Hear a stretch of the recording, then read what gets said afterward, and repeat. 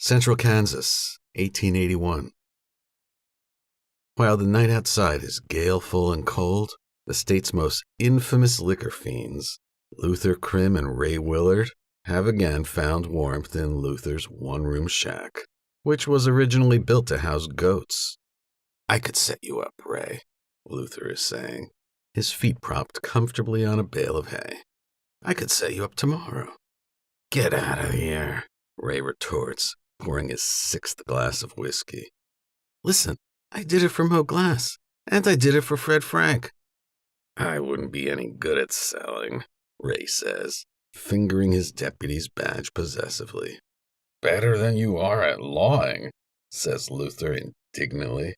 He blinks several times, bringing his vision back into focus. What you didn't seem to grasp is that this product is popular in every age bracket. "Age what? Bracket?" "Well, kids love 'em," Luther observes. "Grown-ups love 'em. These candy bars I sell, and any fool can sell 'em, are quality." Luther points to the northwest corner of the shack and an unstable tower of crates labeled Furlong Snacks. Ray is unimpressed. "I like what I do," he says. "You like what you do, right," Luther retorts. "You've shackled your ass to a log, and you're afraid to try new things. Here, eat one of these bastards." Luther attempts unsuccessfully to haul his bulk from his creaky chair. Ray shakes his head. "I don't want a candy bar." "Eat it," Luther insists. "Taste the quality." He gets halfway to his feet when the reason for his sojourn temporarily escapes him. He collapses again in his seat, spent, sweaty. The force of this act shakes the shack a little. The wind howls outside. Ray takes another drink. "Candy bars," he mutters thoughtfully. "Christ." "It so happens," Luther begins nobly, and then his eyes close shut, and his widespread reputation for inspired narcolepsy is lived up to once again. Ray just shakes his head pityingly. He smokes and listens to the wind, having no urge to sleep, to rise, to eat, to breathe. At one point, his sleepy glance goes out the window. There, across the dooryard that belongs to neither one of them, his horse is tied up in Luther's makeshift stable. The stranger has appeared beside the horse. Ray leans forward, startled. The stranger is working on severing the rope which ties a leather pouch around the horse's neck. The beast doesn't like it. He shifts his weight and whinnies. The stranger is trying to cut the rope with nothing more than a stout stick. He keeps his head down against the gale, which tears vengefully at a kerchief tied around his face. "Hey, thief!" Ray says from behind him a minute later. The stranger turns. He sees the badge on Ray's chest glimmering under the moon. "I can see you right through the damned window, you fool," the deputy says, and raises his fist high into the air. Before the stranger can ward off the blow, the fist comes crashing down, and the stranger is delivered from the intense cold into a world of no sensation whatsoever. The jail in Isling is a decrepit structure, only slightly warmer than Luther's, and one nearly as strangled by shadows. At 11:15, Deputy Ray Willard pushes his captive through the front door and follows close behind. The man is still shivering from the chill, having not been indoors for more than 24 hours. An overweight and very tired man emerges from the back of the jailhouse when he hears the door open and the wind holler by briefly outside. He peers through the dimness, irritated at this interruption, having permanently lost his train of thought in a letter to his 6-year-old grandson. "What do we got, Ray?" he calls, walking forward to where his desk sits bunched in a corner close to the entrance. "Caught him trying to make off with the tobacconist's deposit," Ray says. He has secured the thief's only weapon, a rusty Smith & Wesson .32 caliber, and now rests it on the edge of the sheriff's desk. He guides the thief forward to Isling's single melancholy cell. Ray eases himself down at his desk, firing up a second oil lamp to assist the one already burning. Raymond removes a key from a nail on the wall and pushes the thief grumpily into lockup. At the same time, he tears the man's kerchief away, revealing a face in its late 20s, wearing an expression of swallowing fatigue. The cell door swings shut, and the thief belongs to the law. He lowers himself onto a bench that stretches the length of the enclosure.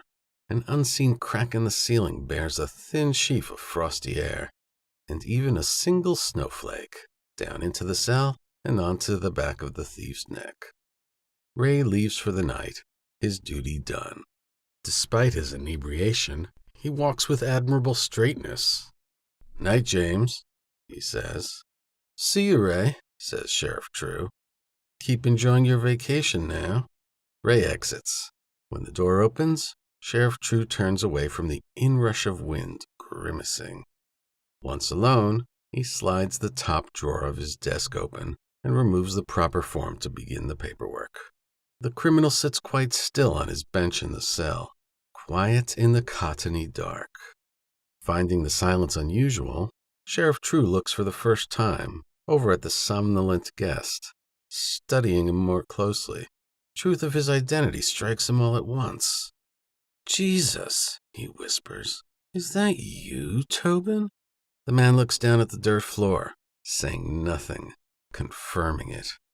James True rises from his chair and crosses the floor, fascinated. His breathing is labored, tinged with the early stages of lung disease. He moves to within a few inches of the cell's stout bars, gazes downward through the gloom. "My God," he croaks. 5 years since I laid eyes on you last. Where was it? At your grandfather's?" The man named Tobin nods sullenly. True's almost paternal demeanor then vanishes from one moment to the next, his mood darkening swiftly.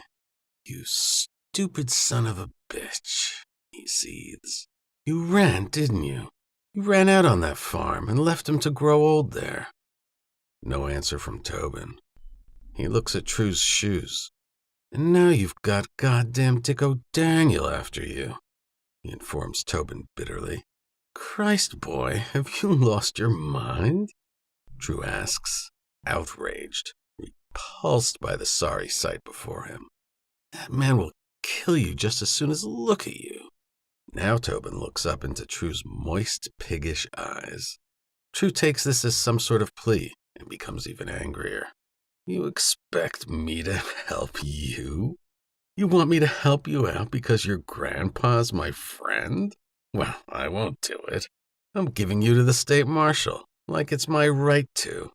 That I'll do for your running out on a fine man. I'll do it," True swears, "before you become a goddamned killer as well as a coward. Look at me, Tobin," he demands. "Look at me. How many men have you shot?" Silence.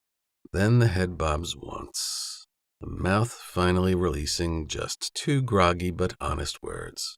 "No one," says Tobin Millane. "Then I'm doing you the greatest favor of your life," True pronounces, and steps away from the cell. The floorboards creak beneath his weight. As Tobin watches, True walks back over to his desk.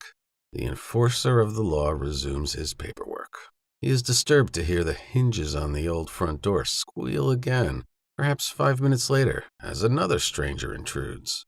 True does not recognize him. He is a Negro, about 6 feet tall, shabbily dressed for tonight's wintry onslaught. His face wrinkled from the outdoors, and the beginning of middle age. He looks to be about 40. Somehow, though, it is very much an overgrown adolescent's face, round and questioning. He removes his hat in a careful gesture of subservience and steps over to the desk. True frowns. The Negro motions his head shyly to the back of the room. "You want to talk to the thief?" True asks. The Negro nods apologetically. The wind gusts outside so violently that he actually turns for a moment back to the door, as if someone angry is beating the door for entry. "You can see him for 2 minutes. True says. "Then you get out." The Negro turns away from the desk and walks over to the cell. True watches him carefully, confused by the odd pairing of the relative youth and the dark-skinned man, who appears more uncle than companion. Tobin stands shakily, and he and his friends meet within inches of the prison bars. The way Tobin grips them, hesitantly and staring at the steel for a moment, one would think he is touching something like them for the first time. He almost seems to be afraid of catching a disease. "Rospo," Tobin whispers, "listen to me. When O'Daniel hears that I'm in jail, he'll come and kill me. You know that, right? How much do we have in the bag?" Rospo looks to his belt and the leather pouch given to him in April by a street priest who had mistaken him for a homeless man. Back then, it had contained 50 cents and a very small book of blank pages which bore the words, "My many days with the Lord." Now perhaps, overly cautious, he lifts his hand mutely, and in answer to the question, he spreads his fingers outward. 5. "We've got to give it to him, Rospo," Tobin says. "There's no other way. O'Daniel could shoot me right through the bars. Someday I'll make it up to you, but there's just no other way." "All right, Ditchwater," True calls from behind them. "Time for you to leave." "Ride back fast," Tobin pleads. No longer a mind, but a collapsing body, able to calculate only the next 5 minutes of survival. Between midnight and 5 a.m., the wind outside only intensifies. Sunrise. Tobin Millane has managed during the night only to skirt sleep's rim. Something has kept him up. He thinks first to blame a drunken group of passers-by, which clamored just beyond the cell's window a little while after Rospo left. At one point amongst the din, there was a man's voice pleading with someone named Amy to walk with him just a little farther. Just a little farther. But it is mostly a coil of tension in his belly that has kept his mind tilting and hurting. When he awakes from a semi-conscious daze, to feel cold white sunlight falling on his shoulders and realizes that he must get up, that perhaps his last day on earth has arrived, the coil twists further, and he can barely breathe at first. True is at his desk again, as if he had never left it.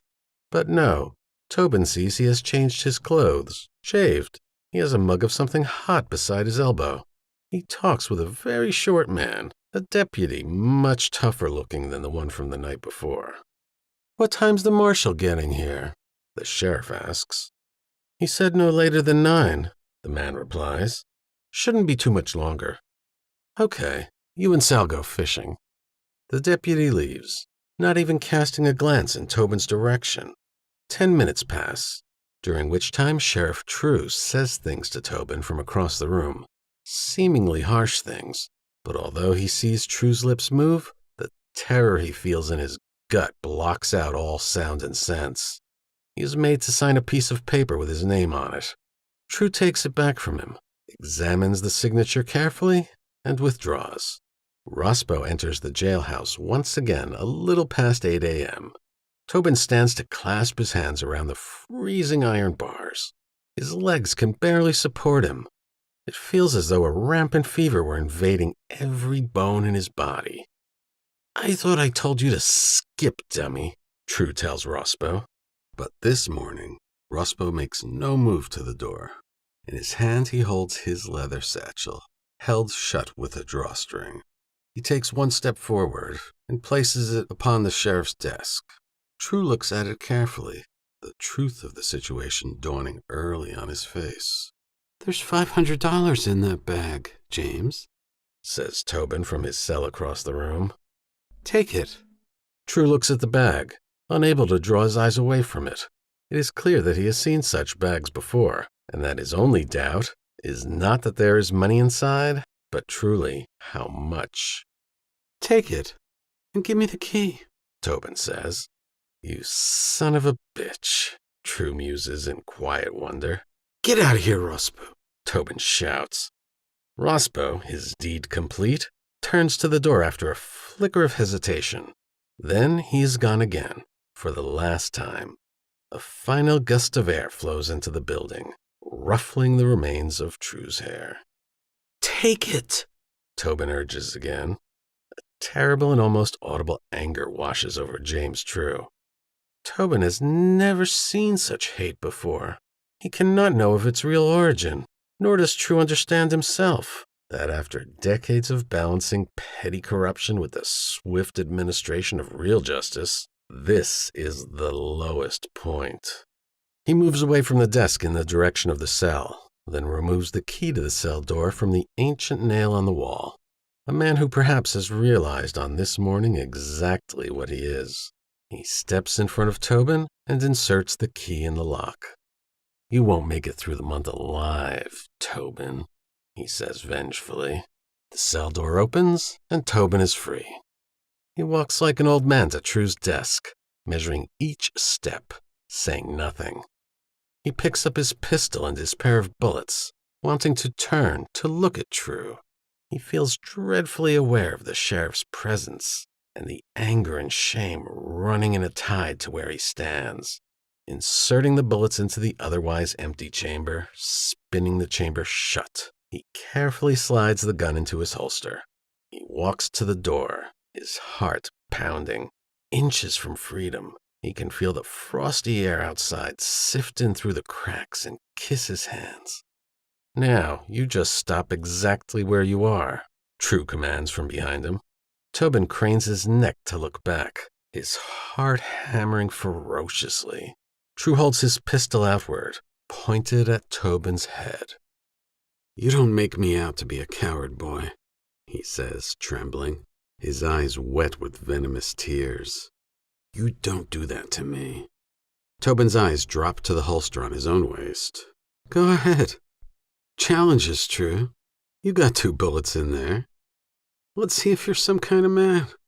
Tobin does not draw. He looks at his gun, recalling the way he spun the chamber. Spun it like a roulette wheel, scrambling the odds. "Draw, Tobin. Do it so I can shoot you dead. It's going to happen anyway. Come on.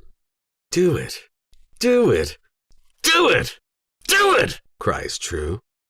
And then he himself has made the step, disengaging the safety on his weapon and pulling the trigger, in response to which Tobin tears his pistol from his holster and lets fly with a shot that erupts deafeningly.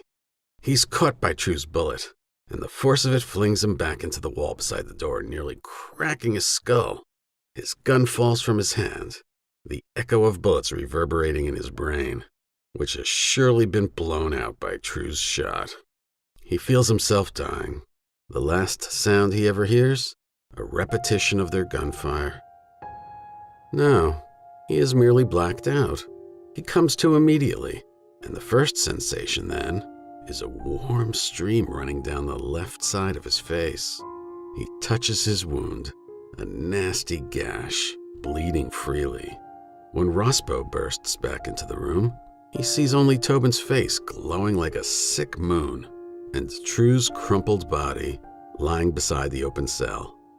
Tobin lifts himself off the floor, leaving 4 neat dimes of blood on the planks. He steps over the bulk on the floor, expecting the man down there to move sometime soon, vowing revenge. He leans in, tilting his head, a little in curiosity, like a 6-year-old boy having found an inert deer in the woods and not understanding what's wrong with it. The bullet hole, impossibly small, is actually up near his shoulder blade, well away from the heart. His corneas, gruesomely dislodged a half-inch, as if he were a doll shaken too strongly, stare off at nothing. "They're going to hang me, Rospo," Tobin whispers. "What can I do?" By October 23, he has emerged from the forest east of Tanika, riding gently through a mist of near precipitation. A white gown that reduces visibility to almost nothing, yet leaves precious little of itself on the ground. For a time, the landscape is as hilly as he has ever seen in this state, always hiding the next tract of land from his view, and this makes him uncomfortable, perceiving every tall, dark shape that shimmers into view on the next horizon as a stranger. Yet not a single human presence reveals itself to him for hours and hours beyond the woods. He pushes Brutus ever forward, skirting fences and the edges of quiet farms, which grow more and more sparse. The scar on the left side of his cheek describes a distorted crescent moon. Toward the end of his journey, he approaches a set of railroad tracks bisecting a wide-open space, which no man owns for 12 miles in any direction. His horse hesitates before the tracks, doesn't seem to want to go on any further. "What is it, Brutus?" Tobin asks. It is then that he hears the rumbling of a steam engine off in the distance, the first sound of any consequence in a long time. Turning to the east, he sees it emerge from behind a hill sprouting a thicket of elms. It's an old black monster with 4 passenger cars, eating the remnants of snow on the tracks and spitting it out in a spray. The train roars by Tobin, and as it passes, he reads a large multicolored banner strewn loosely across the side that says this: Mr. Russell Lancaster, Esquire, presents Art Expo 1881, American Rail Fair, September 24 to November 5. He catches a sight of featureless heads peering out the windows, though there are not many of them. Brutus turns away and lowers his head. The roaring train vanishes ghostly into the mist, leaving behind a cloud of sound and smoke.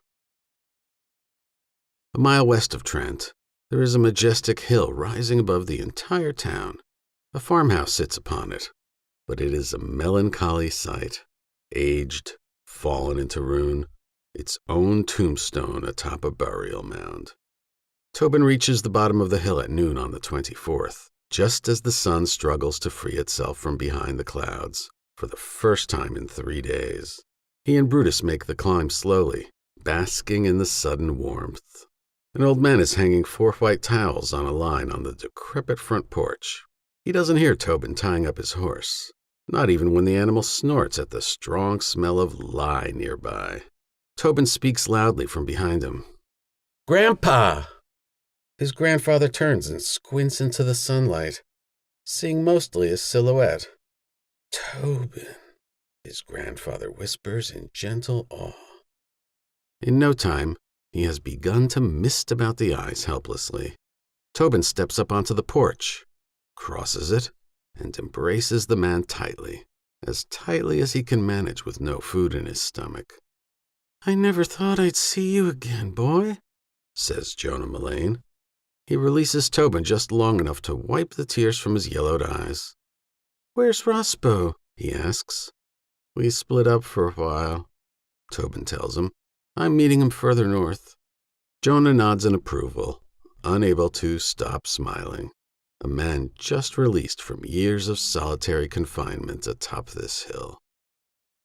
In the kitchen, the only thing Jonah can find for Tobin to eat, it being Sunday, is a quarter loaf of bread and some peach jam given to him for Christmas a year ago, plus a small bowl of white rice. "How are things?" Tobin asks hesitantly, when he has finished with his meal. Standing at the stove, Jonah dips an old tea bag delicately into 2 chipped cups, moving the bag back and forth between them in rhythm. "The people in town are still sore about the lawsuit. If you remember Sam Moss, he won't deliver my groceries or wood anymore. I have to pay a service in Hickle for that now." Tobin takes his cup and stares into its muddy contents, then rises and goes to stand at the doorway. The need of a man who, after the trauma of close confinement, however brief, will instinctively move toward any open entrance, to feel he can step through it freely at any time. "I'm a wanted man now, Jonah," he says. "I know," Jonah answers. "Was it an accident?" "Sort of," Tobin says, staring at the fields beyond through a dirty window. Jonah sighs. "James True, Tobin, was the most corrupt man in Kansas. Even the marshal knows that. He won't be missed." "It doesn't matter. I killed him. I'll hang for it." "Where will you go?" Jonah asks. "North, I guess," Tobin says distantly. "But the law's not the only thing looking for me." "I heard about Dick O'Daniel. Did you know who he was before you got mixed up with him?" Tobin shakes his head. again and again, slowly. I was never mixed up with him. It was chance. Jonah nods in understanding. "Tell me what happened," he says. On the porch. "It was my third job in 3 months," Tobin begins, "shoveling snow to clear out the roads between Wyatt and Fort Jill. One night our crew camped in tents somewhere near the big lake. I was at the very edge of the ring, a little ways away from everyone else. Sometime past midnight I woke up and heard voices in the woods. I got up and walked some, and I saw 3 men lowering a bag into an old well. One of the men was O'Daniel. I didn't know they'd just robbed the state coin depository. I heard them say that the bag would be safe there until they returned in a week. When they were long gone, I went over to the well and got in about halfway down and lifted the bag out with an oak branch.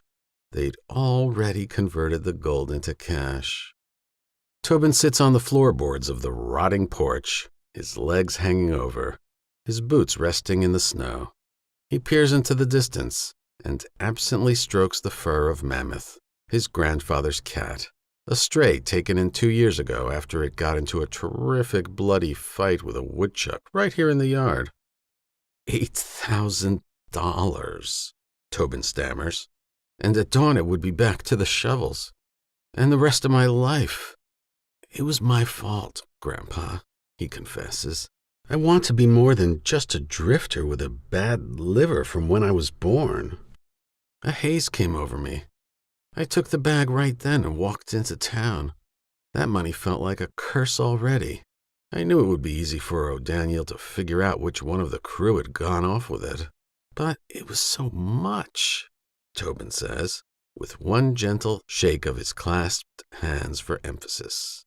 It was everything I needed to start myself right. 2 days later, one of his men tried to gun me down. I got away. Well behind him, not wanting to get too close, Jonah allows Tobin a moment to regain himself. "Well, what happened to the money, Tobin?" he finally asks gently. "On my way to find Rospo, I lost it. I just lost it. One day it was there, and the next it wasn't. Stolen. Gone." Back inside the kitchen, Jonah opens a drawer and lifts from it an eroded wooden object the size of a small brick. "Look what I found out in the East Field," he tells his grandson. "Inside a box with some old stamps.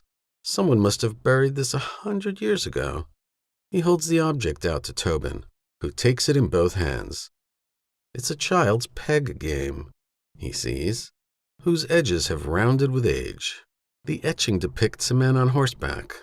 It smells vaguely of ashes and was stained at some unknown time with a splotch of permanent black ink, which obliterates most of the carefully hand-painted instructions, still legible after all this time.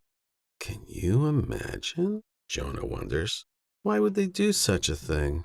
Tobin skates his fingers over the game, turns it over, sees the initials HB carved on the back.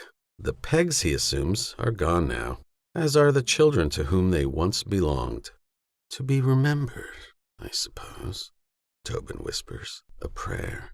Something that should have been left unspoken. Yes, Jonah says. Bastards like O'Daniel, they'll be around long after they die. Why did you come back, Tobin? I wanted to ask you to forgive me for what I did, Tobin says, leaving. Jonah smiles kindly, but I always knew you would. I didn't, Tobin says. He examines the scar on his face in an upstairs mirror. He touches his wound lightly, feeling nothing anymore. It's there for good, he realizes. Nothing can conceal it now. Part of him forever. In his old room, there's nothing but a rocking chair and a large pile of old clothes Jonah has been collecting to give to the rag man when he has enough. He goes to the window, opens it up, and looks down. There, the southwestern slope is as menacing as it ever was, leading straight down into the trees. As a 10-year-old boy, he once spent an hour past midnight in this room with a secret collection of stones. leaning daringly out the window and dropping them one by one down onto the ground. When each one hit the slope, it bounced high and tumbled crazily down toward the bushes, vanishing into the darkness just before it hit them, with a sound just soft enough not to wake Tobin's father. Tobin's goal was to drop one in just such a way that it would skip over the bushes and strike a tall white rock where the patch of trees began, because he knew there would be a spark. He got his wish with the very last stone, which bounced twice off the slope and leapt impressively right at the rock, which he could not actually see from this high up. But there was a spark, just like he thought. And then, just seconds later, something else far more memorable. A pair of glowing eyes appearing in the dark of midnight, looking coldly up from the earth, directly at him, for just a moment, before they turned and moved on, leaving Tobin with the brief image of a bulky four-legged beast skulking away through the bushes and into someplace unknown. Lying in bed that night, some part of him realized the world had not been made for his games, and that it would go on long after he was dead, and that to the wolf, the slope beyond his window, and the dormant fields beyond, he was nothing more than a hand which dropped a stone. After Tobin leaves him, headed straight north up the woods road, Jonah walks upstairs first thing to climb into bed and rest a while. As always in the past 10 years, his worn body takes him to sleep almost instantly. He's no longer able to lie still and ponder his stresses like he used to, staring at the wall for hours sometimes, convinced he could figure out any problem in the time it took to drift off. Today he wakes just a half hour after he takes to the bed, at first thinking a half day has gone by, and confused that the angle of the light on the wall hasn't changed. He rises slowly to his feet, sweating lightly, his hair askew. The window in his little room has a view of the north side of the property. He stops before it to look at the sky and predict the weather's imminent future. He sees 2 horses at the bottom of the hill, climbing laboriously toward the house. They bear 2 gray-garbed men, their faces low against the wind. They head unknowingly for the spot where Tobin had just stood 40 minutes before. Jonah hurries back down the staircase. Wrapped in his heaviest coat, he waits for them beside his porch. The sun has disappeared. The horses, 2 beautiful brown geldings, approach at their own pace, quite unhurried. Their owners dress in a stylish way that suggests money and stature. One man has a trim blonde beard. Upon seeing Jonah, the other raises a hand gloved in blue, then stops and dismounts. His friend remains behind and saddled, watchful. "Good day," says the grounded man, not coming forward to shake hands. "I'd like to speak to you for a moment. My name is Dick O'Daniel." His voice, Jonah notices, is coated with education, and the effect of intellectual superiority is enhanced by a pair of glasses, whose lenses are very thick, almost unwieldy. Few would ever comprehend just how intensely his physical dependence on those glasses had shaped how he viewed the world and the men who lived in it, men who had sometimes smirked behind his back until he found out about it. No one had made any comment about his eyes, either in public or otherwise, for more than a decade. To Jonah, O'Daniel looks like a humorless banker, except for his considerable height. "I know who you are," says Jonah. "Really?" O'Daniel says, pleasantly surprised.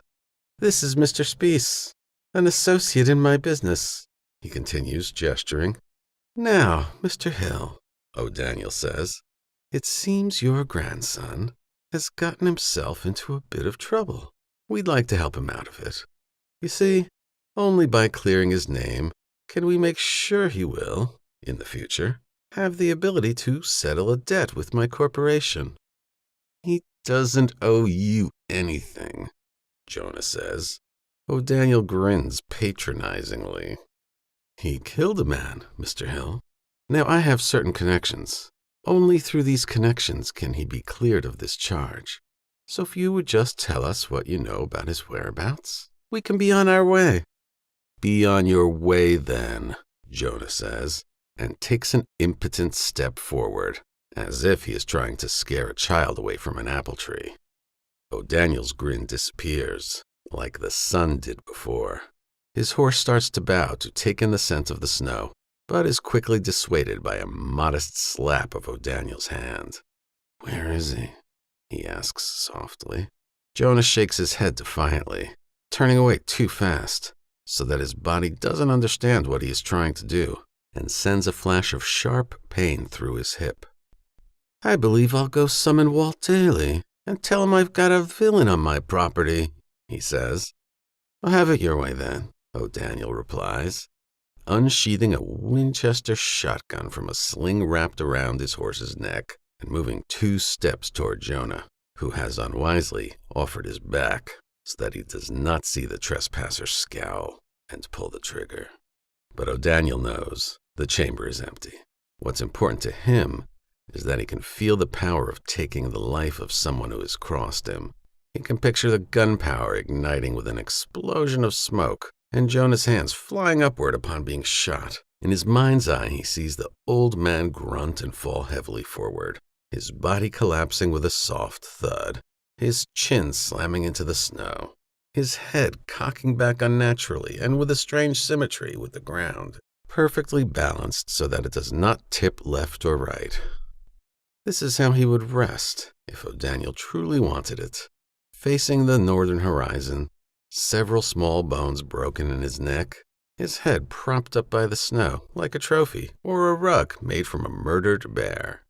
Later that night, eyes wandering from the newspaper he will read from cover to cover, as is his habit, O'Daniel will wonder just why he seized upon such an instant hatred for this man he'd just met, why he hates all old men.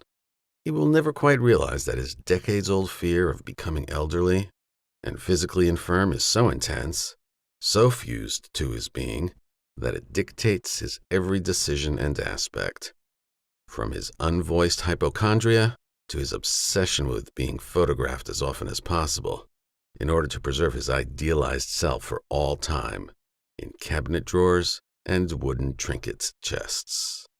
"Look here, Tim," he says, standing here in Jonah's field frowning. "I have almost done that violence. That Millane boy is going to drive me to violence." Jonah has reached the back door of the house, winded, scared, spent. Now O'Daniel looks from the barrel of the shotgun to the threatening sky. "Snow's a-comin'," he remarks to no one. On the plain 40 miles north, the wind takes on unusual properties as night secures its grip. It sounds as if male spirits have congregated and are attempting to convey an urgent, repetitive war cry. By a campfire of his own making, Rospo dreams of the impending snowfall. In reality, it has chosen to hide behind another stretch of rain. But here in his dream, the event has arrived. He can actually feel the delicate flakes on his cheeks, can sense the frigid night swirling around him. Then the snow becomes grainy, more dry than wet, and he has awakened to the truth of dust on his face, as Tobin stands above him, sifting it through his fingers, smiling. Rospo pushes away the blankets and the darkness. Tobin laughs, stepping away. Tobin kicks out the fire, and for a brief time, the two of them stand and listen to that odd wind. They can make no sense of it. "I figure we'd ride into the next town. It's only about 5 miles, he tells Rospo. "Get something to drink, some supplies." Rospo packs up the blankets, goes over to his horse, and unties him from a tall tree. He feeds him some small bits of carrot and takes one of the slivers for his own. Coming back to the site of the campfire, he sees that Tobin is looking at him strangely. "Why did you ride with me, Rospo?" Tobin asks him cryptically. "Why did you do it?" Rospo appears honestly unsure. Before he can ward off the question, Tobin's eyes have dropped to his holster. "Give me your gun," Tobin tells him. Rospo unbuttons the holster flap cautiously, confused. He removes his .32 caliber and presses it without protest into Tobin's palm. "Armed men get shot," Tobin says. "So as long as you're with me, we'll never have to use this. Let's go." They ride, backtracking to the main road. which Rospo was careful to camp far away from, though perhaps not far enough. It's cold going, but within an hour, the scattered pinprick light points of a sleepy town are visible across a half-mile stretch of level country where the snow is immaculate, undisturbed. By the time they've reached Monroe, the rain has begun. Tiny droplets spattering on the snow, like fingers tapping on cloth. The town of Monroe, a hastily improvised affair dating back only 10 years, was founded by a priest who helped to build a pretty little church on the only wide road that passed through. His congregation, 20 strong, soon became wary of his sermons, claiming that the torrents of rain which plagued the autumn of 1874 had been caused by their own sins. He was found dead one day in winter, his desk piled with hundreds of pages describing the myriad terrors and evils of rainfall, and his belief that each drop was an arrow from God aimed at his heart. The church was quickly converted into the little inn. The place is musty and dark inside, almost tomb-like, when Tobin and Rospo enter, after having tied their horses to trees, 100 yards away and out of sight. Once they've stepped in, the rain begins to drum fiercely on the ground outside, cordoning them off from escape. "Kick off the snow, please," the bartender shouts as Tobin and Rospo look around, their heads low. They do as asked, and then move over to a center table. Tobin orders 2 beers. Whatever conversation here might have been among the inn's 2 other patrons evaporates when they sit. The barkeep brings over their drinks. Tobin nods briefly. "What the hell happened to your face?" asks a man with screaming red hair, seated at the table beside them. He wears a near-constant toothy grimace from a lifetime of squinting into the sun. "Dog," Tobin says. "Jesus, what kind?" "Just a dog," Tobin replies, staring into his beer. Red turns back to his friend, an amazingly thin soul who rarely breaks his morose stare at the rain outside. The front door of the place opens inward again, and a fat man wearing a huge fur coat stumbles in, shaking his head back and forth to dry his hair.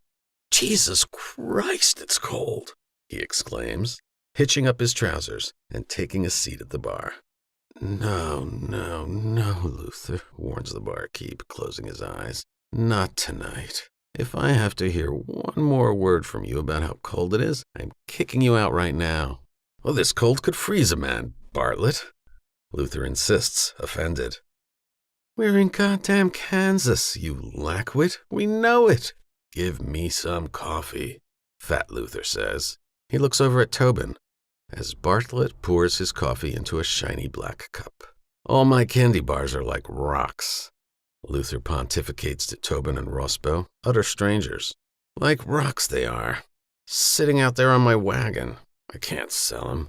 I used to have a root in Georgia. It never got this cold in Georgia." "Did you ever go to school, Luther?"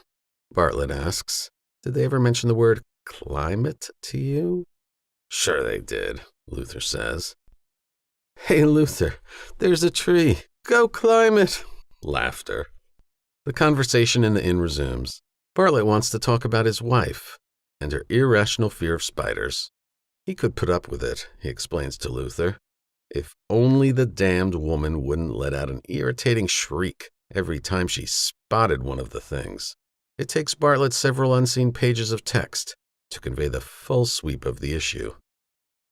But the inn's front door has swung open again, slamming against the wall with a crack. 2 men stand in the night outside, huddled against the rain. One of them backs into the room, oblivious to the presence of its patrons, dragging something in. The other man rushes around him to prop open the door. The rain assaults them viciously before they can get fully inside. Everyone inside the little inn stares, rapt at the reticent arrivals. First man drags his enormous parcel onto the floorboards, and the door is shut tight. The parcel's about 6 feet long, looks quite heavy. It's wrapped in a sheet of stout black tarpaulin. "My God," Bartlett says. "Is that him, Dale?" Dale, the load-bearer with the angular, unshaven face, gazes down at the tarp tiredly. "That's him," he affirms. Red, sitting close to Tobin and Rospo, downs his beer and speaks up hesitantly. What happened? He asks. He froze to death, Dale says, wiping his mouth with Bartlett's counter-rag. We found him near the old cabin in that damn forest. There's a big pond nearby. I think he fell through the ice, trying to cross it and make a shortcut up to the house. He made it out, but he didn't get far after that. Let's have a look, urges Red. No, you don't want to, Dale cautions. That's something you don't want to see. The animals got to his face. Jesus, Bartlett whispers. Does Billy know? We just wired him. He was out hanging posters for that guy who shot James Trude down in Isling. Give him about 20 more minutes. At this, Rospo looks hard at Tobin. But Tobin hangs in a murky haze, his eyes rooted to the body hidden in its tarpaulin shroud. Who's that? Tobin asks numbly, breaking a long, dead quiet. Not from around here, Dale asks him. Tobin shakes his head. His name's Jason Dunahee. Well, who's Billy? Tobin asks. His father, Dale tells him. The sheriff.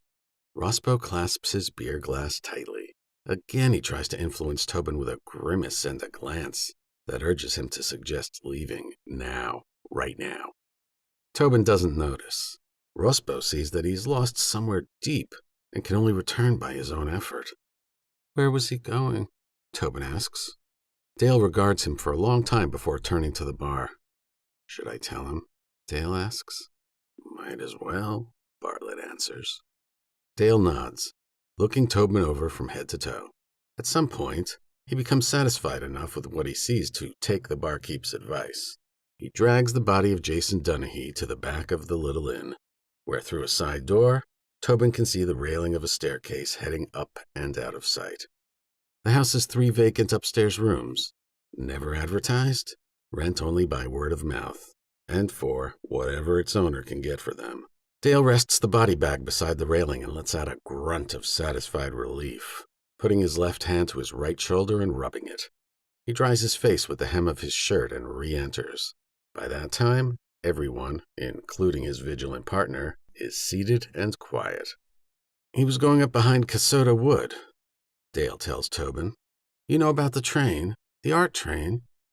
I've seen it, Tobin says. It's an art exposition, says Dale, going from New York all the way to Pueblo. Paintings, you know. It stops in the big towns, and people get on and meet a lot of fancy rich collectors and painters and look at their stuff. Traveling museum wouldn't stop anywhere around here, of course. A month ago, the train stops for fueling in Kasota Wood. One of the painters who got paid to go along with the expo shows up in the woods at a special school for deaf children run by some woman poet. Just shows up, uninvited, on a lark. He says he'd like to give a talk on being an artist. The deaf use their hands to communicate, you know. Not that this painter was like that. Tobin sits inert, waiting for him to go on. Dale stands above him, seeming 10 feet tall, humorless, godlike. The painter's name was Auguste Renoir, Dale says gravely. Ever hear of him? Tobin nods. And at this, Rospo's face registers surprise. Funny, says Dale. I hadn't. It appears this Renoir was so taken by one of those little deaf girls that he did her a picture of her very own, signed by him in charcoal. It was of a bird, they say. And then he vanished, just like that. Well, that picture, mister, be it good or bad, has that man's name on it. When the story got out that Renoir gave a little girl this present, you could understand that there are those who trade in this kind of thing, who would be very interested in having it. It turns out that an offer was made by some man in Philadelphia. He wanted it for $1,000, sight unseen. Am I lying, anyone? Dale asks his audience. No, I'm not lying. And that wasn't the lowest price offered, from what I hear. This Renoir left, supposedly got back on the train, which is God knows where now. But every penny fool thief in the state knew about that picture by the time the expo was gone. One day, Dale continues, another man went into that school. He told the teacher there that either he'd have it or she'd die. She said she didn't know where the thing was, and then he shot her through the eye. Dead.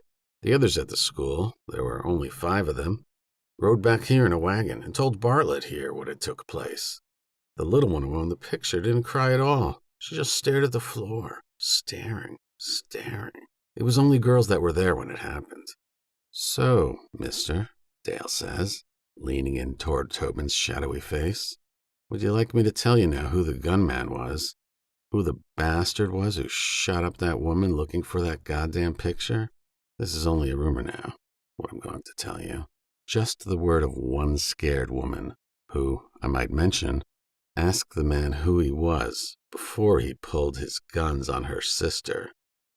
Jesse James, Dale says, and waits for the sound of the rain to punctuate his words and give them weight.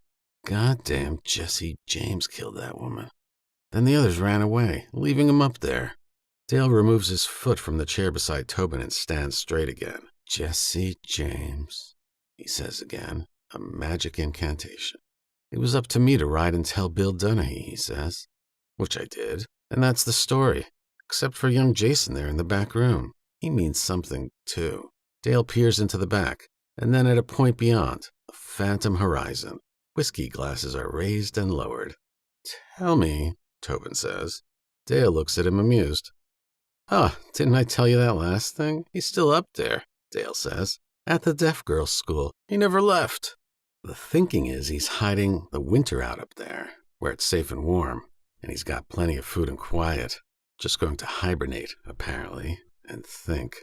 Working on something for Christmas, a plan he's keeping to himself. That's what they say. His horse is tied there. You never told the sheriff, Tobin accuses him under his breath. Oh, yes I did, Dale assures him. But it could be that Billy Dunahee, father to dead Jason, is a goddamn coward. Too frightened to do anything about it. Too interested to pass the word on to the state marshal. So up there he sits, Jesse James. We've got a man in a cabin up there who takes the 3 miles to the schoolhouse every day to see if that horse is still there. The only problem is fools like Jason, who take it upon themselves to be the hero. It's sort of understandable, in a way. That picture's going to be worth a lot of glory if Jesse James' head comes with it. Dale retreats and sits on a bar stool, sated. He lifts a stray beer from the bar, sips from it, shakes his head sadly. Still nothing but a bird, though, he concludes. Rospo would try a final time to shake Tobin into an awareness of the time, of the way precious minutes are dwindling to nothing. But Rospo feels even himself pondering the situation now, in the same wordless, drugged way as the others in the place. You could take him, Tobin murmurs reflectively. You could all take him together. Is that right? Dale asks. Well, that might be so. And just as soon as this big snow falls, it might be we're going to take that chance. Or maybe I could use just a few more men with guts enough to join me. How about yourself?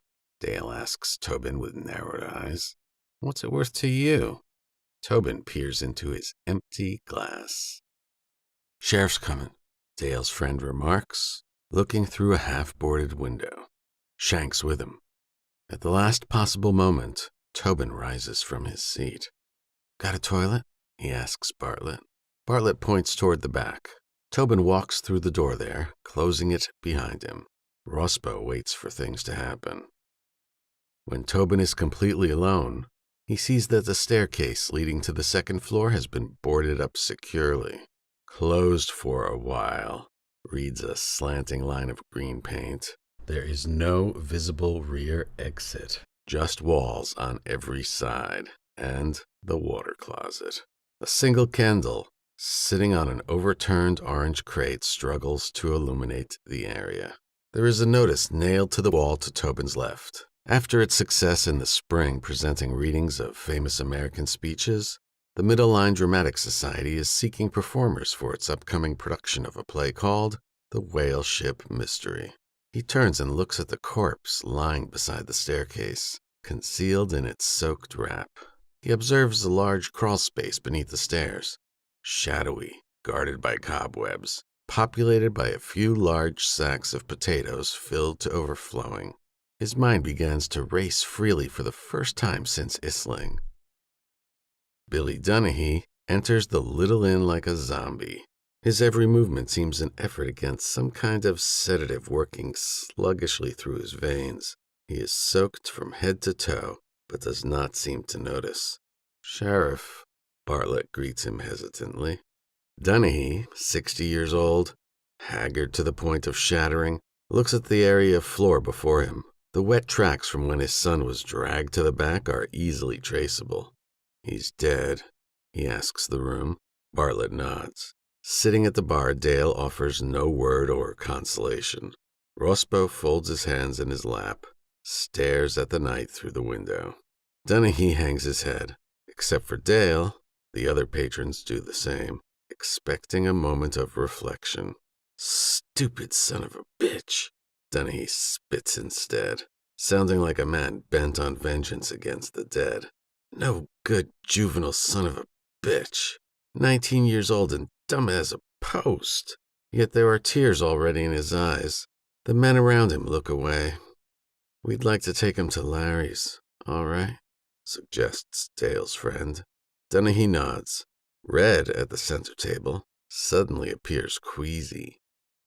"Larry's gone to White Hook to see his mom, Sheriff," he announces apologetically. "I asked him if I was to dig any graves before the ground froze. He said don't bother." A short, remarkably ugly youth, with eyeglasses thick as tree sap, appears from outside. In one hand, he carries a dented bucket of blue paint. He looks around the inn myopically.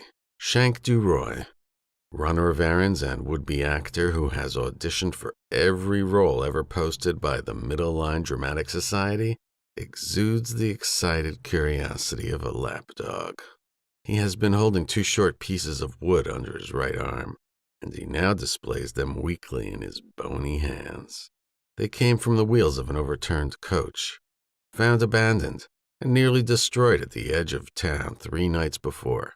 "Here," Dennehy says, "I brought these goddamn sticks and Shank to paint something on them. We'll do it out front, okay, Bartlett?" Dale and his friend walk to the back room. As they go, Rospo's hand wanders to his waist and brushes against a holster, which no longer has any utility, his gun removed for his own benefit by a concerned friend hours before. Dale and his friend emerge again. Tobin is not with them. They drag the corpse of the sheriff's son back into the main room with no ceremony, not even a cautious, respectful pace for the man's benefit. The tarp scratches and squeaks over the floorboards. Everyone is standing now. Dennehy stares at the bag. His face is a gray slate. Dale turns his head toward the back, puzzled. Rospo sees this. Then he joins the sheriff in looking fiercely at the bag, considering, reasoning. "You," Dale says to Rospo, "help us with this. Your friend must still be back there." Rospo leaves his chair. He assists the other pallbearers in carrying the bag out into the freezing night. It is his job to hold the legs. 8 tired men emerge from the little inn and proceed across a field through a sparse thicket of birch trees in the direction of a tall, mangled hickory, one which stands more or less alone on the shunned plain of Monroe. The moon shines in odd patches on the tree's crooked limbs, giving it the appearance of a beckoning ghost once denied a sacrifice and demanding a new one. As they approach the tree, Dennehy points questioningly to a shallow hole 10 feet across and almost 3 feet deep. "We can't put him in there," Shank Duroy pipes feebly, pushing his glasses up his nose. "That's Bartlett's cold storage." "Shut up, Shank," Dale warns. Dale and Rospo Avery lay the bag gently inside the hole. The rain has blessedly broken and is now only a reminder of what it once was. A drizzle, nothing more, but it makes the cold hellishly colder. The pallbearers and mourners step back, wrap their arms around themselves, shift from foot to foot. They form a loose, snake-like shape on the plain, subconsciously avoiding making a circle, which seems too religious an act somehow, and almost too dignified for such a ramshackle simulation of a burial. "When was he born, Sheriff?" Shank asks. 62, Dennehy says. He becomes the center of their attention. Dale, his friend, Red, his skinny companion, Shank, Fat Luther in his garish coat, Rospo. Shank kneels and dips a brush into the bucket of paint. He then touches it to one of the sticks that will mark Jason Donaghy's burial place. He draws the dates of the boy's troubled existence with flattering care, slanting the numbers greatly, almost cataclysmically, to the right. Shank stands again, waiting like the others for the sheriff to speak if he must, so that they can all go back inside. William Donaghy gazes at the black-wrapped pile that used to be his only son. Standing there before his familiars, he begins to cry. They watch him curiously, embarrassed by the spectacle. "I tried to care about you, boy," Donaghy says over the grave. "At least your mother still does." He sinks to his knees before the hole, a line of spittle emerging from his mouth to slink onto the surface of the earth. "Oh, Christ, what am I going to tell her?" he weeps. Dale, standing next to him, reaches out a hand to steady Donaghy's shoulder. His grief continues, becoming more vocal. The men around the grave, humiliated, ashamed, say nothing. The unspoken pact between themselves and the little inn, which promised them a place to forever escape reality rather than be suddenly forced to muse upon their own mortality, has been unfairly broken.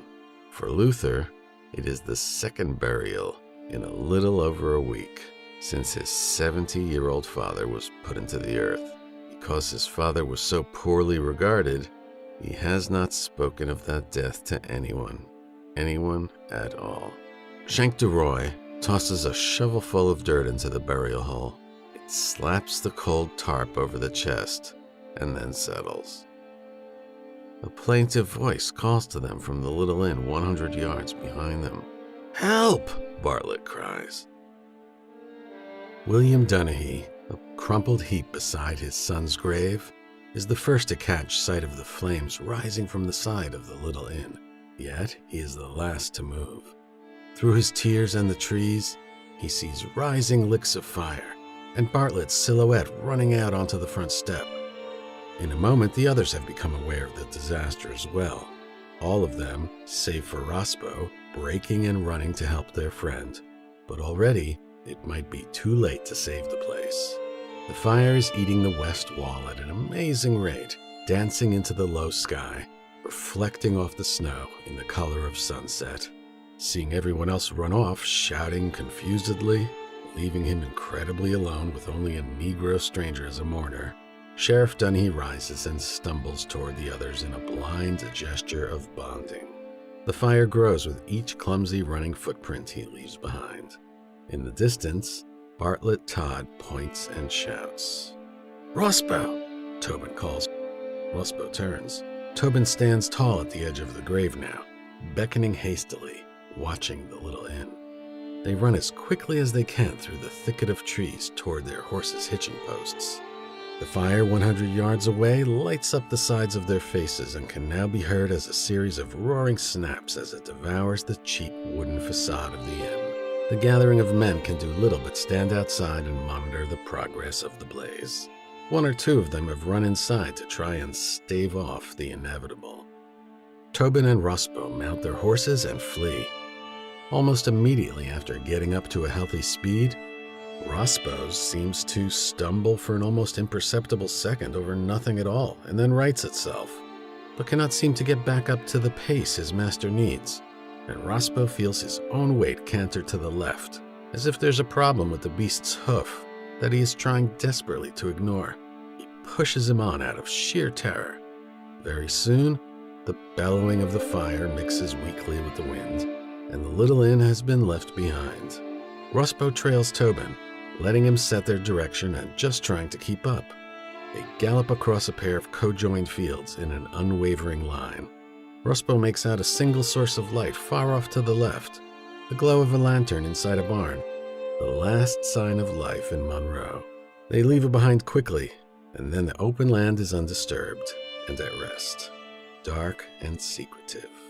Tobin finally slows Brutus and turns to look back, stopping so quickly he almost stumbles forward. Rospo eases behind him, his own horse panting dangerously. The fire is a shining star on the horizon, an insignificant beacon of no particular shape or substance. Rospo hangs his head, as if still at Jason Dunaway's grave. He stares to look at Tobin from under the brim of his hat. Tobin catches the glance and somehow sees in it, even through the dark, an indecipherable mix of emotion. "What could I do?" he asks Rospo. "What else could I do?" And of course, no answer.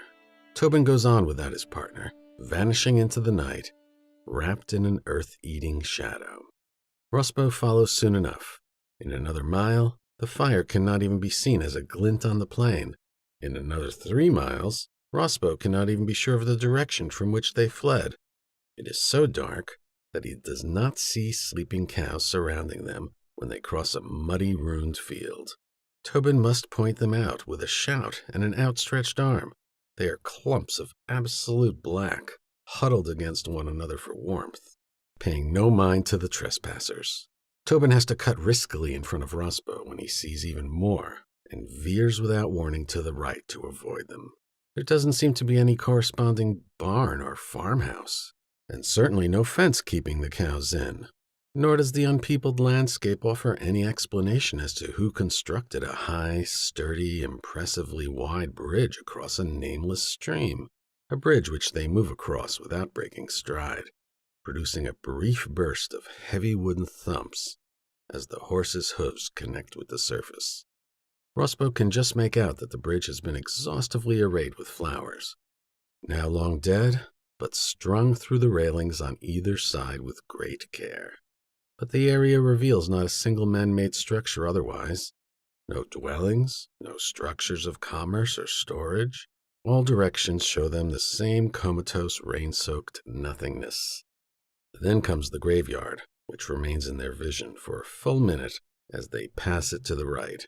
A statue of a hooded, little-known saint stands at one end of it, arms outstretched toward all the graves, as if whispering to the passing horsemen, "Look what I have brought you." The statue is enormous, perhaps created so, to be the only sentry over the desolation that surrounds it. Tobin and Rospo ride until the sweat lathers their necks, their backs. It must be about 1 in the morning when they make contact with one another again. Their horses, driven to the point of exhaustion, are allowed to walk the final miles of their journey. There is a town even smaller than Monroe. On the other side of a loose gathering of houses, they find an old abandoned hotel in livery, boarded haphazardly against trespassers. They hitch their horses under a precarious slanting overhang. Tobin jimmies a side door easily with his bare hands. Only his sporadic wet coughs interrupt the town's silence. They climb a rotting set of stairs in pitch darkness, feeling their way to an empty room barren of beds. All that remains is the flooring and the dust. The room is perhaps 10 degrees warmer than the outdoors. Rospo lays down to sleep, resting his head against a wall. Tobin heads for the opposite corner, but is drawn toward the room's only window, which is covered by a blanket thin enough to read through. He removes it from a couple of strategically placed nails and looks out onto the plain, standing silently for several minutes.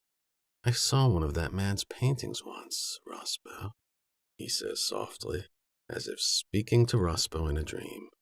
"Strange thing." His index finger traces a meaningless line across the windowsill. Rospo stares into the darkness. "That snowstorm," Tobin begins, trailing off into silence. "You've got to go back to your family now, Rospo," he says. "Just for a little while. I have a plan. In Proudmill. I think it might work. I'll come back when I'm done, okay?" Tobin leaves his post, sits on the floor. Fearing pneumonia, he meditatively removes his jacket and his wet shirt and drops them beside him to use as a pillow, scrunching them up tight. Rospo is asleep a few minutes after he senses Tobin laying himself to rest. His own breathing is thin and scratchy, his lungs fighting off sickness as well. Sometimes he longed to tell people that he believed he knew the secret to good health, and that secret was eating carrots and oranges. That the same thing which caused their rare color somehow caused permanent immunity against disease. Tobin had discovered this belief one day and laughed heartily, only to later agree completely with the theory after struggling with the flu for weeks the summer before. They looked for carrots everywhere.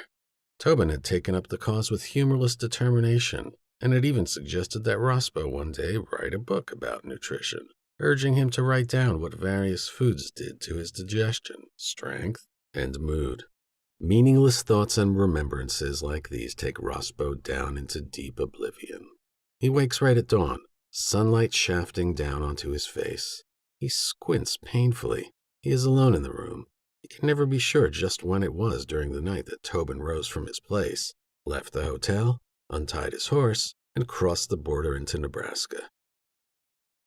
For Rospo, it's an 80-mile trip from that nameless town back to his home. He takes his time getting there, stopping 6 or 7 times, letting day become night twice, and staying as far from any roads as he possibly can. He makes himself a promise to accomplish a bath somehow, and just inside the Dunkirk limits, he happens upon a merchant who sells him a stout copper pot and does not look too closely at his face. 5 hours later, at dusk, Rospo takes the pot behind a barn to the north of town and builds a small fire, while keeping an eye on the house down the hill. He puts handful after handful of snow into the pot and boils it, and after letting each new potful settle, pours the concoction over himself as slowly as he can, washing methodically in small episodes, finishing up in the dark after the fire has served its purpose. In Doyle, home to a furniture factory, Rospo takes a long walk well after midnight, having spent much of the day hiding in a restaurant under construction and watching women walk by through a 4-inch square of glass left uncovered by stacks of wood. In the dark, he marvels at the feeling of moving utterly alone down the middle of Main Street, flanked on both sides by houses and businesses, but completely unnoticed.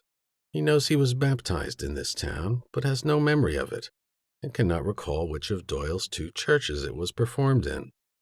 He decides to try and enter one at the north end of town and finds it unlocked. He walks gently and respectfully forward between the rows of pews, able to make out only shapes, and immediately knows this was the place. He doesn't understand how he can know, but he is right. He sits near the altar for a good hour before he is made uncomfortable by the quiet and leaves. But just several steps away from the entrance, he stops for a moment, feeling lightheaded, unaccountably strange, sensing just how alone and unfettered he truly is. He finds himself taking a deep breath, removing his hat, and then suddenly moving his feet in an improvised, clumsy dance, right there in the middle of the aisle, mimicking something he saw in a traveling show once. A silly little thing that lasts no more than 5 seconds before he stops, ashamed but almost smiling. He presses his hat to his chest and exits quickly, looking up at the heavens for the snow that has been so long predicted, not yet seen. He wonders if it will ever come at all, whether it is only born of myth. On a sunny October 28, he sees his home again. A tall, opulent farmhouse sits in the center of fields more vast than he has ever seen in his travels. Acres upon acres of fertile soil well hewn for 40 years. Come spring, the farm will get going again. When he arrives, it is to the sight of his little nephew playing in the sun. He smiles at the back of the boy's head, not wishing to interrupt. Then he sees his sister, washing clothes on the wide front porch, and his anonymity is broken. His homecoming has begun. Jenna, surprised indeed, steps off the porch to greet him. She eyes him carefully, looking him up and down like one appraising a complete stranger. "Are you done playing adventure, Rospo?" she asks him coolly. "Didn't bring back any prizes, I see." Rospo looks up at the sun, down at his feet. "Come on in," she says tiredly. The boy, Critter, finally sees Rospo and rushes across the front lawn, grabbing Rospo's leg for dear life, grinning fiercely, calling out his name with joy. Rospo gives him a tight hug. "How long's it been since you saw your uncle, Critter?" asks Jenna. "Nice and hot back then, wasn't it?" Rospo releases the boy and Critter dashes off into the house happily. Rospo and Jenna follow. At the front door, Jenna turns back to her brother and asks, "Are you here for good now?" As always, there's no anger in it, no challenge, It is a question that has been asked often and evaded a like number of times. "All right, then," Jenna says, and the family enters the house, beginning their new life. Their first evening meal consists of all of Roscoe's favorites. It's prepared by Jenna and eaten in the spacious kitchen. Critter wrinkles his nose through most of the meal and laughs when Roscoe pretends to dislike the food. One frown from Jenna settles their horsing around. "The rest of Daddy's inheritance came in last month," Jenna tells Roscoe as they are clearing the dishes. "The land is completely paid for." Roscoe nods in approval. All things settled now. It is a strange feeling to him when he takes a seat in his father's rocking chair that night.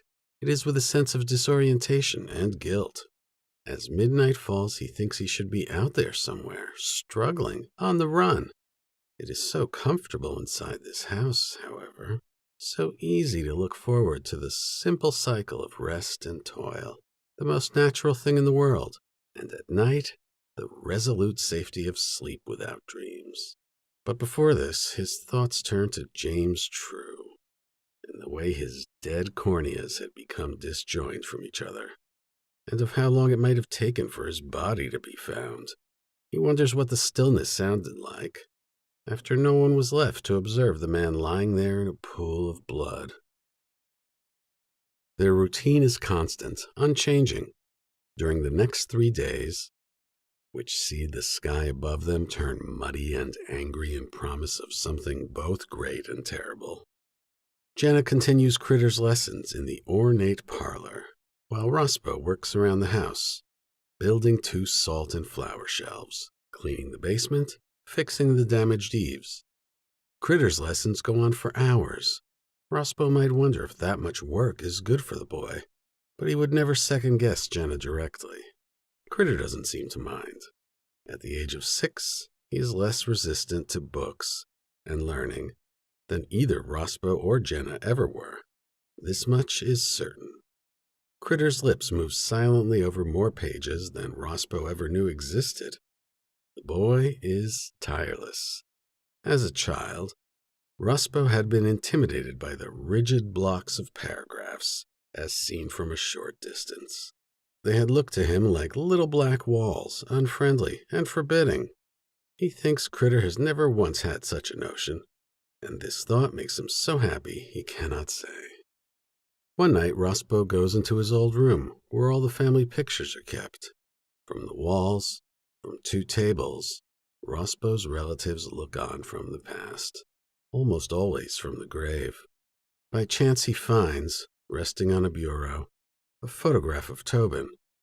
Jenna took it 1 year ago, never got around to framing it. In the photograph, Tobin and Roscoe stand smiling in noon sunlight, a scarecrow tied to a pole between them, just a 5-minute walk to the east. It was on a day a few months after they'd met, working for a vegetable seller, quitting together over some cheated pay. Tobin's stories of his months drifting from place to place had all ended with lessons conveniently learned and rewards easily gotten. On that day at the pond, it had all been real. The fish had leapt from its depths onto their lines with such frequency, it seemed they'd be locked up for stealing. Roscoe frames the picture by himself and sets it next to a drawing of their old dog, Clyde, who died last Christmas. Jenna tries to teach him piano sometimes. It is a pointless business, but still, Jenna insists he's got to at least try. She rewards his halting progress with small performances. It takes her about 10 of them before he is finally comfortable with the scale and the difference between sharp and flat, major and minor. At the end of one of her displays, a sonata she has been trying to fight through, she tells him the name of the composer of the piece, Domenico Scarlatti. She has, in fact, played nothing but Scarlatti's work since Roscoe arrived, and when she informs him that the man composed more than 500 sonatas in his life, Roscoe can no longer concentrate on the music. That number, 500, blocks out all other thoughts. He simply cannot believe it. It just does not seem possible that one human could do so much in one life. and seemingly none of it lost. On November the 6th, Jenna interrupts Rosbow's strained efforts with a piece by a notorious Austrian and tells him to go out to the woodpile and bring in as much good kindling as he can find there. She does not like the look of the sky or the feel of the air. Bringing in all that wood by himself tires him so deeply that he misses supper. Jenna climbs the stairs to the 3rd floor to find him snoring on Critter's tiny bed. He will be 41 years old in July. She lets him rest, even brings him a blanket and covers his legs, removes his boots. When the first snowflakes fall outside, Rosbow misses them and must be told later about the snow's beginning by Critter, who sees it all. Great storm of 1881, long projected by all to certainly be the worst in 20 years, turns out to be a sad disappointment. At first, the tiny flakes descend in heavy sheets and seem to fulfill the promise of a blizzard. But the wind is tentative, and soon the flakes become larger, meaning a shorter fall. 8 inches come in 14 hours, and then the sky closes unceremoniously. Throughout the night, Rosbow and Jenna keep watch for more of the same, but it just never comes. Critter is the only one impressed by the storm. He finds it all quite wonderful, and begs to be let off from his lessons for just one day. He spends the day hurling snowballs at Rosbow and rushing down hillsides in a sled Rosbow gave him the previous winter. At one point, Rosbow becomes very short of breath upon reaching the top of a hill and giving Critter a hearty push. Standing alone, watching the boy's downward flight, Rosbow clutches his chest, worried because he then can't stop breathing way too deeply. In and out, as if his chest were being played like an accordion. He hyperventilates, not knowing what is happening to him. He sinks to his knees and is convinced he is having a heart attack. Looking in a panic all around him, he feels his heart beat and lets out a whimpering cry. When he feels it thrumming at an impossible speed, yet there is no pain. After a very brief blurring of his vision, he senses Critter waving up at him from the bottom of the hill, and he gets to his feet again, determined to run back to the house. But then his heart rate slows, and his breathing regulates itself. When he feels normal again, just 90 seconds after the episode began, he sidesteps his way slowly down toward Critter, clasping and unclasping his hands.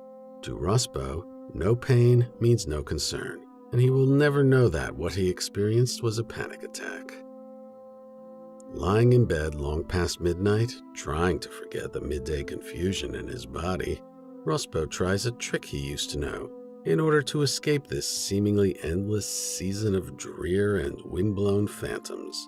He imagines a wide canyon of snow laid out before him, beyond which lies a stunning mountain range painted in greens and browns under a sky reddened by a summer sundown. 2 seasons within view, and the one he wants to possess so badly just a half-hour away if he is patient and durable. He starts down into the canyon without delay, picturing every single wet footstep and feeling every snap of cold gray air on his neck. Daring to look up into the summer distance, only 300 or 400 steps. He is asleep long before he gets there, which is the idea all along. And one of his most foolish remaining superstitions is his fear that actually reaching those mountains would mean inadvertently crossing the seductive divide into death. On the 10th day of November, Jenna and Critter embark on a 14-mile ride to Ondine for food and some winter clothing, and also to visit their grandmother. Rosbow stays behind to watch the house, kisses them both goodbye, and agrees with Jenna's suggestion that they stay at grandmother's house for a few days. He'll be fine by himself. Alone in the rambling mansion, he cleans and straightens everything he can find, then heads out to the woodpile across the crunchy ice-hardened snow. He estimates that there is enough good wood left to build a fence around Jenna's struggling garden on the east side of the house. It will take about a month to complete the fence the way Rosbow envisions it, and he looks forward to beginning his project like some men might look forward to discovering gold. Sometime before dawn of the next day, he is awakened by the thud of a clump of snow hitting his window, and then another. Rospo rises in the dark, disoriented, keeping his blanket around him, and looks out onto the property. Tobin is down there, standing in the moonlight. He's about to throw more snow when he spots Rospo in the window and begins waving frantically. He turns toward the front of the house and begins to stomp toward the porch, lifting his feet from the deep snow with newfound energy, taking great, clumsy, unbalanced steps. When Rospo opens the front door, Tobin beams. His face is spotty with fresh bruises. One cheek is swollen gruesomely. His nose is either broken or sprained. There are thin cuts across the front of his neck. "Rospo," he says excitedly. "My plan didn't work, the one in Proudmill. But I've got something better, something you've got to help me with." And with these words, he produces Rospo's .32 caliber pistol, the one he had recently taken from him while conveying a quiet vow, and presses it tight into his open palm. 5 minutes later, the house stands alone. The closing of the door pushes a twisting current of soft, cold wind through the foyer and into what Jenna has always referred to as the music room. The wind dies there, but first manages to ruffle and disorganize a sheaf of papers sitting atop her piano, one of Domenico Scarletti's sonatas for harpsichord in D major. 3 nights before, Rospo and Jenna had sat there, and she had shown him what happens when the lowest key on the piano was struck and held down by his thick index finger, compared to what happened when a C, for example, was stirred in the same way at the opposite end. She urged him to sit perfectly still so he could hear every last decibel of the note drift away into the air. So he did. He sat there, finger firmly depressing the key, waiting for that very last vibration to vanish before he opened his eyes. Jenna had no lesson for him then. There seemed to be no point to the experiment. It was just something she wanted him to try. Tobin will not even let Rospo offer him food or shelter. He has mounted Brutus and begun to ride away before Rospo has rubbed the sleep from his weary eyes. It is all he can do to change into some heavier clothing and leave a note. They ride east, a frantic chase no different in pitch and pace than if they were being hunted down by men who had suddenly stormed Rospo's house. The unwavering affection of their horses is even more severely tested on this night, as they were never trained to negotiate snow of this unruly depth. Their owners, unfamiliar with anything but the essentials of the care of these animals, have not fully grasped that they are, in a subtle but real way, shortening their lives.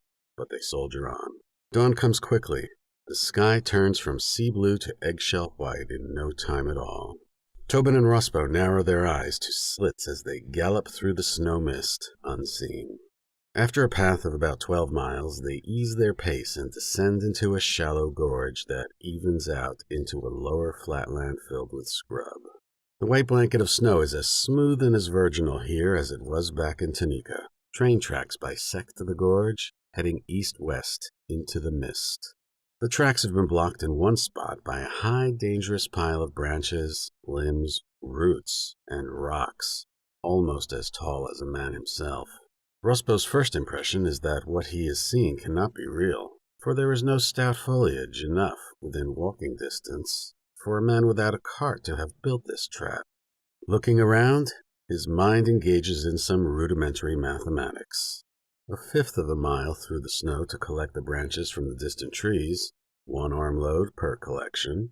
1/5 of a mile back, 20 trips minimum necessary to build the blockade.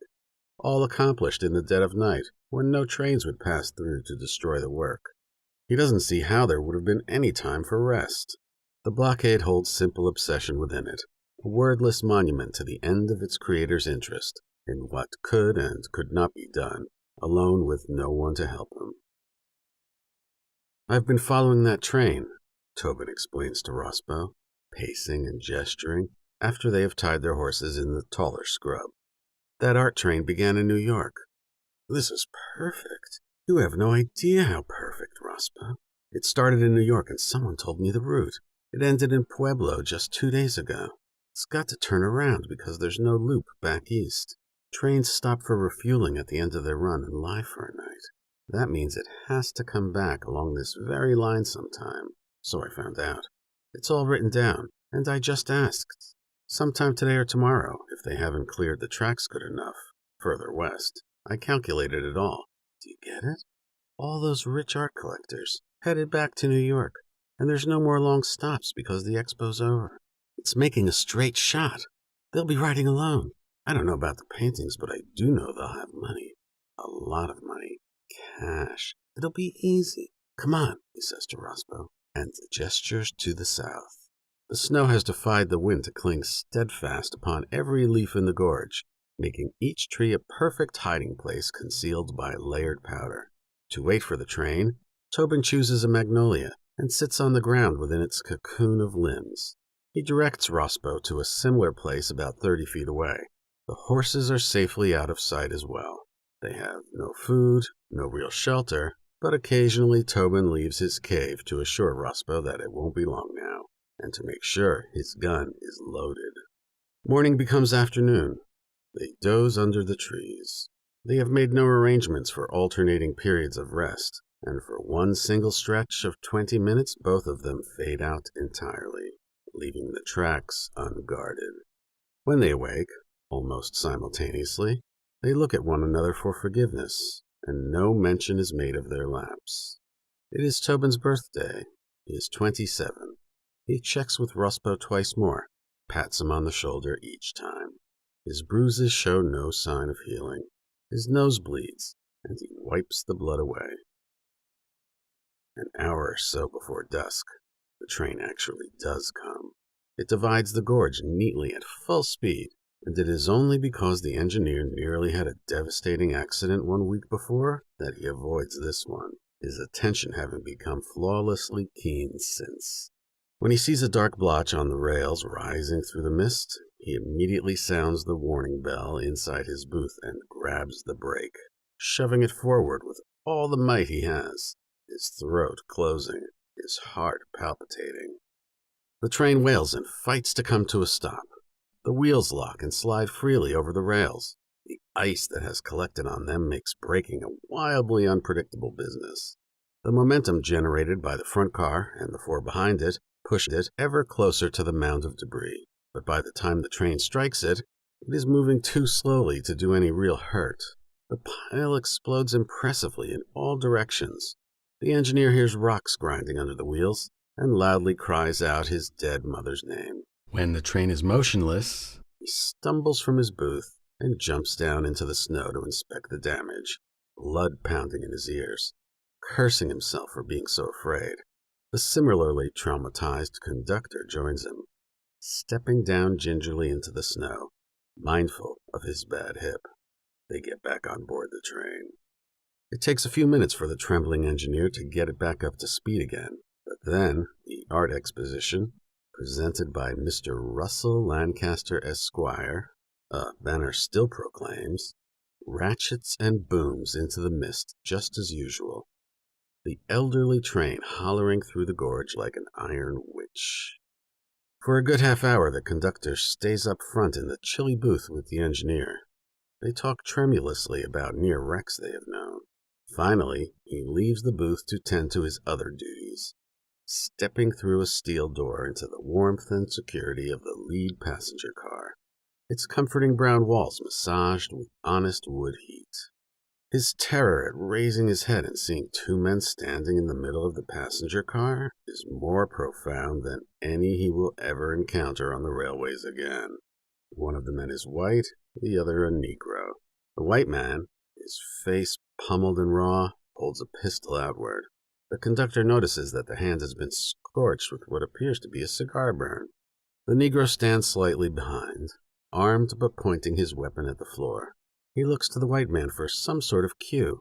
They stand between the rows of utterly empty seats, appearing stunned, as afraid as the conductor himself. The white man, thin and haggard, asks the conductor in a small, rocky voice, "Where are all the people?" The conductor swallows hard, trembling uncontrollably. "Gone," he says. "Dropped off in Pueblo. to take the next train back. The quivering of the train on the rails sways the men gently back and forth. Suddenly, the conductor knows he is going to die. He sees the frustration, the insane rage on the white man's face, and sees also that the Negro cannot intervene. The conductor closes his eyes, waits for it to happen. Tobin and Rospo leap from the train together, side by side, their shoulders brushing until the moment they reach their highest point in the air. Then they are only separated by bare inches, even halfway down, when their bodies, assaulted by wind and inertia, are finally robbed of their hold on reality. The world swings upward, the white of the snow traded for the white of the sky above. The two halves of the universe collide and meld. They are gone entirely, replaced only by abrupt blasts of pain in their ankles, feet, and hips, followed by an utter loss of control, their bodies becoming disconnected sacks of bone, jarred wildly and randomly. It is a steep hill they strike, and the snow does not slow them as much as would be expected. They are simply too heavy. The seemingly endless drop becomes an even longer, increasingly confused tumble. There is just conscious thought enough to experience a nightmarish pulsing fear of things they can't see down below. Things waiting to crush them or split them into pieces. And as the fall continues, a secret wish that the hill would end at a cliff and an ocean, bringing merciful death. Just how long was their plunge? They will never care to consider. That is not a story of courage. That is only another story of cowardice. They trudge for miles in the snow, both of them knowing exactly where they are going, but neither acknowledging it. The cold freezes their bones, and the mist soaks through their clothing onto their skin. There is one stop to rest. Tobin takes some beef jerky from his pocket and divides it equally with Rospo, taking extraordinary care that neither of them receives the slightest unfair advantage. They eat, gazing at the west, as the sky grows darker. A silent decision is made to walk on through the evening instead of waiting out the dark. They pass a frozen pond hidden under a sheet of snow, a trap set by nature for wayward travelers. Tiny dotted footprints tell of foxes and raccoons who have tested the ice safely and possibly gotten into some sort of tumult near the center point. The stars are up when they see the cabin in a clearing. It has one window, no porch, no outhouse. It sits in a slight dent in the land, so that rain and snow seep underneath it without obstruction, guaranteeing that the place will not last another 2 years. The smell of mildew can be detected from 50 feet away. Tobin pushes the door inward. He and Rospo see an oil lamp and the weakly burning light that enabled them to spot the cabin from a distance. While the place is barren of furniture, except for a wood stove, there is evidence of human presence.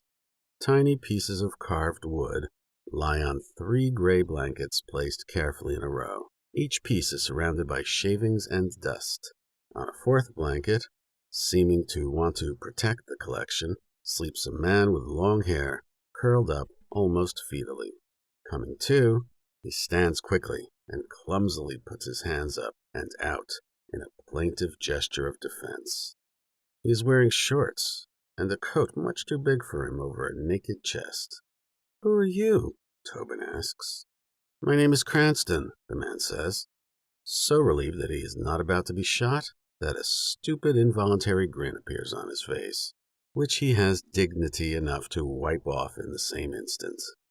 "You don't live here." "No, I'm keeping watch on the schoolhouse near the mountain. I don't want any trouble." Tobin looks into the other room through a crooked threshold. When it becomes clear to him that they are alone, he asks, "Watching for Jesse James?" Cranston nods. "That's right." It is a chess set that Cranston has been carving, a gift for someone somewhere down the line. He doesn't know who because he has no friends, no family. His skills with the knife are so poor that he has had to whittle 3 times as many pawns, rooks, knights, bishops, kings, and queens as he wanted to. He has at least mastered the wood stove in the corner of the main room, and they are kept warm through the night. Cranston gives them both coffee, slices of apple, and slices of ham. They sit around the stove on large stones, listening to the wind. "The last time I was up there was 3 days ago," Cranston tells them. "I was just thinking of heading home in the morning. There doesn't seem to be much point in staying. The others are never going to come. I'm a linen salesman, really." "James is still there?" Tobin asks quietly. "He was 3 days ago," Cranston says, looking at the damage done to Tobin's face. "Of course, I don't think it's really him. Saw him once, actually," he tells them, "standing out on the porch of that house, looking off into the sun like he was expecting somebody. It's funny, he bent down and gathered up some snow, packed it real tight, and just held it for a while like he wanted to do something with it, but wanted to make absolutely sure no one was looking. Then he flung the snow right up in the air, with both hands, just to watch it fall again. That was it." "I really want to go home," Cranston says. "It just isn't worth it, is it?" They set in for the night very late. Cranston insists that Tobin take the bed in the other room. He and his Negro friend can sleep just fine in the front. Tobin wishes them both good night and goes into that other room. They hear him stretch out on the floor in there, and there is not another sound from within. Roscoe and Cranston lie on opposite sides of the stove. "If I don't see you in the AM," Cranston says, "I've left early. Don't take offense. I just can't wait to go home." It is then that Cranston begins to tell him about life in Boston, where he is originally from.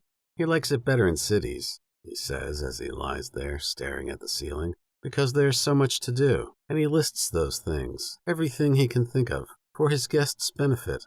And though Cranston has met with much grief in his life because of his tall tales and grossly inflated truths, the occasional deceitful talk is just what Roscoe wants to take his mind off his throbbing shoulder.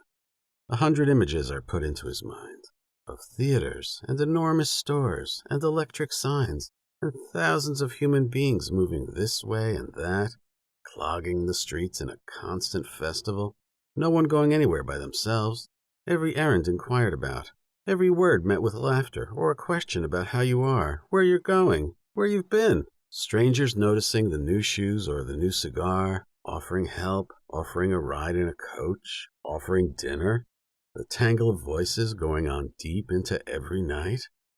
No one wanting Roscoe to go just yet, wanting him to stay and tell him his opinions on the president, and that song everyone has been singing, begging him to stay just a little longer, to be the last one to leave, because without him, they all might as well be home. They might as well be living 1,000 miles away, in the land where they say nobody has anyone at all. He is awakened well after dawn by a pounding on the door, and then the sound of it being flung open, and the cabin invaded by strangers. He tosses his blanket aside and puts a hand on his gun, but by then, Dick O'Daniel and a shorter, blonde-bearded man have drawn on Roscoe, ready for him to make the slightest mistake in judgment. "Where is he?" O'Daniel demands. "Where is he?" Roscoe puts his hand slowly in the air, looks into the other room in alarm, but there's no one there. Tobin Millane has gone into the woods.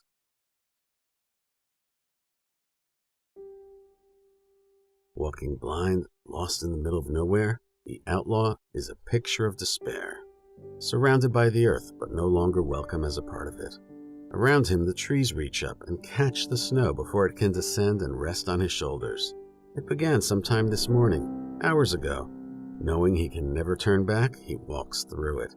Eyes sometimes completely closed, wishing never to see what lies ahead.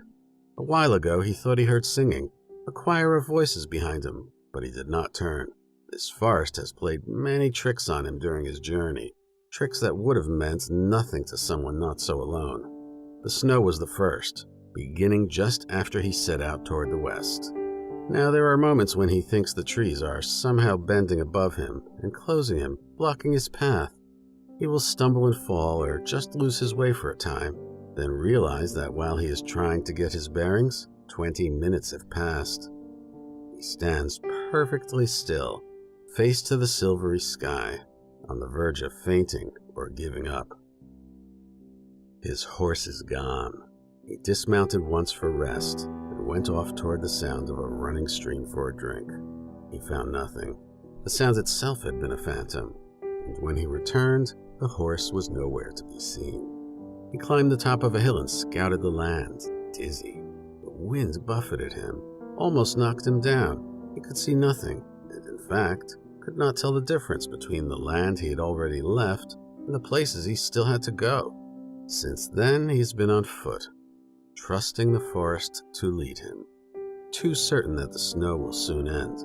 But it falls and falls until every step he takes requires him to lift his boots and balance again. His calorie-starved body has begun to abandon his brain to its own incoherent flailings in an effort to conserve and distribute energy to his extremities and his ever-driven legs. The forest, deep and secretive, going on and on, no end to it. The wind, rising hatefully, scathing his neck, his hands, his injured face, the crescent scar. There is a song he cannot get out of his head, some sort of lullaby from when he was much younger. Finally, he simply lets it repeat itself again and again in the hope that it will make the phantoms go away. Then everything he hears, not just the song, sounds that way for hours until he trips over a fallen tree and lands hard on it, after which things clear up again, return to normal. Climbing back onto his feet, he believes he hears his traitorous horse whinny way up ahead, and wishes the song had not stopped, so he wouldn't have to hear that and feel sad. Food. In his left hip pocket, there are 2 pieces of paper, folded several times, and now completely bleached by the constant wetness of snow, fog, and rain. To even try to pry the pages apart and open them to examine their contents would be impossible. These were the notes he had been slowly collecting for a book he thought of once, and tried to get his friend to write. A book about nutrition, about what was good to eat and what was not. It has been more than a month since he has worked on his notes, and now he has forgotten them completely, and would be hard-pressed to explain just what the pages in his left hip pocket, fused into one mass now, signify. To freeze to death here, away from everything, would be a dream. He collapses in a drift against a tree. He will walk no further. The snow gathers greedily on his body, but now he can hear a stream off to his right. Although he can see nothing but trees, that sound surely means what it promises. What kind of cruel joke would that be, to call out the sound of a stream and make it only a mirage? He rises, groggy, and lurches off in that direction, hunched over like a cripple, forgetting about the stream that lied before, intent on a drink of water. In this way, he gets closer and closer to his destination. He is next aware of being at a house, a schoolhouse, standing before the front door, the snow still coming down. Maybe it will never stop. He has not been to a schoolhouse since the day before his final examinations 9 years before. On the night before them, he had studied harder than he ever had, absolutely knowing he was going to fail. And the more he knew it, the angrier and more determined he became to memorize everything he had ignored for years. Staying up fruitlessly until dawn, trying to read every word in his books, not even really certain what was relevant and what was not. When he woke after only an hour of sleep, a terrible fever had claimed him, and he did not have even the energy to move from his bed. For 3 days he had suffered while word was passed to Mr. Meade that the exams could be taken just as soon as he felt well enough to try them. But Mr. Meade had to go to Pennsylvania, and the exams had to be taken a month later, by which time a promising beginner's job had already been secured with a telegraph office, which made the exams difficult to schedule. A new date in late July was planned for the student to see Mr. Meade, but for some reason, that had fallen through as well. In the end, there had been no more contact from the teacher, and the student never got to find out if his long night of effort would have earned him his reward. To this day, little fragments of text he memorized 9 years before come to him from nowhere, and he would like to somehow talk to Mr. Meade just once more to explain himself and ask for another try. Pushes the front door of the schoolhouse open gently, and only after the interior of the house is exposed to him does he remember to draw his gun. He holds the pistol outward and taut. The house is 2 stories high, and almost nothing in it has been left unrifled. Class was held in the front room. 6 chairs were strewn about, knocked over. A piano in one corner has been hacked apart. A few of the floorboards have been pried up, but the violator went no further, perhaps conceding defeat. The logs that once sat in the fireplace now lay randomly on a tattered rug. He stands in the room for a long time, hesitant to move, to make any sound. There's really only one way to go, upward. In front of him, a clean-swept staircase. He moves.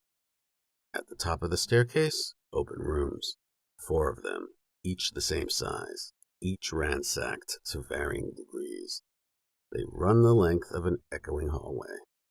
He looks to the end of the hall. One door is only slightly ajar. He moves forward. The room is done in pink and blue. 2 beds on either side, laden with frilled sheets, heavy quilts, shy drawings of sunny days and faraway oceans on the walls, hanging from tacks. A bear made from cloth stuffed with wool. Here he looks at himself in the mirror. He touches his forehead delicately. He has a 4-day growth of rough beard, and his bruises have somehow not even begun to heal. His eyes glitter wetly, and there are bags under them. In his mind, there is no trace of recognition. He looks beyond the mirror. A charcoal sketch hangs on the wall by the window. He steps onto a shaggy red rug.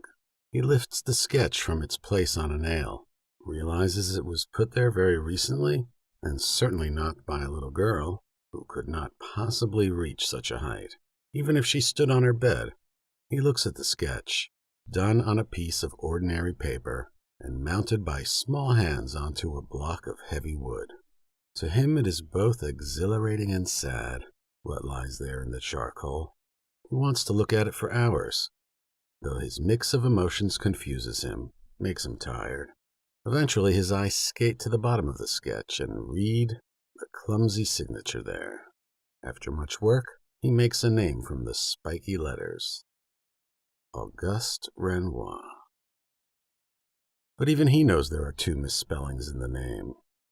Without another glance, he gnashes his teeth, releases a terrible thundering cry of fury into the solemn house, turns, and hurls the forgery toward the little girl's only window. The forgery shatters it. Wind and snow crowd in through the sudden opening, and glass falls to the powder below, becoming invisible. The sketch turns over and over as it descends and lands face down, hidden. A full minute passes, in which not a single movement can be detected from the man who now kneels on the carpet, as if in church, his head bowed, almost, but not quite, weeping. At last he allows his bulk to tilt gently to the left, then takes one hand from his face to rest an elbow on the floor, lowering himself down to his side until he is completely prone. The wind from the broken window ruffles his hair. Physically slowed by his grief, he makes his way to it.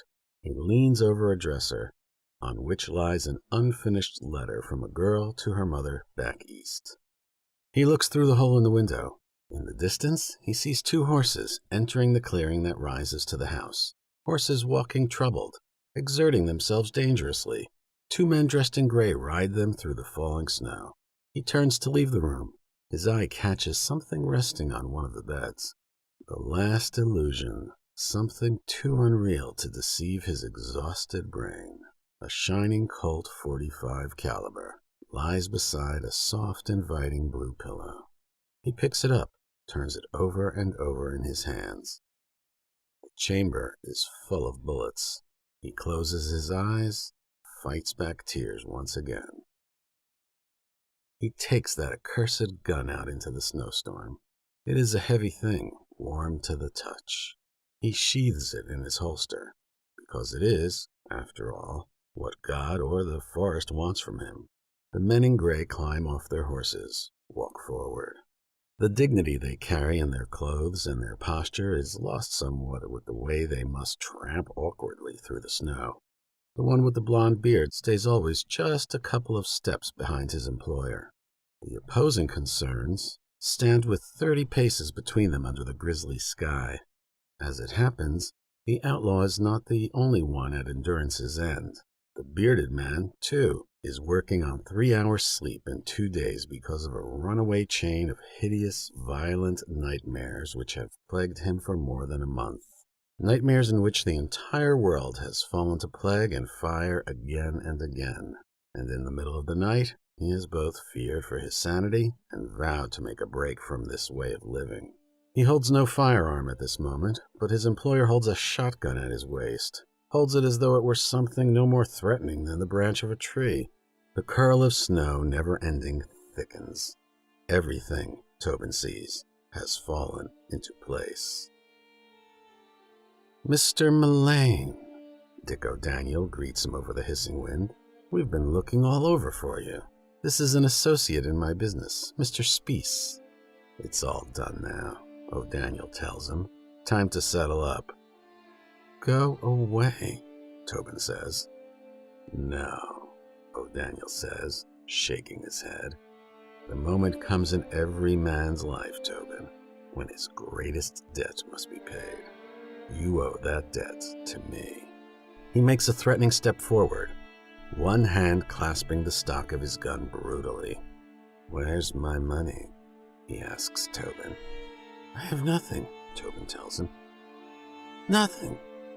"Did you think you could hide out here in the middle of nowhere?" O'Daniel barks, brandishing the shotgun. "Who told you I was here?" Tobin asks him. And then, in quiet dismay, "Was it Rospo?" "Rospo?" O'Daniel mimics innocently. He turns to Speece. "Is he the one we gut shot back in that shack?" "Timothy?" he asks him. Without waiting for an answer, he turns back on Tobin. "Yeah, it was him," he affirms.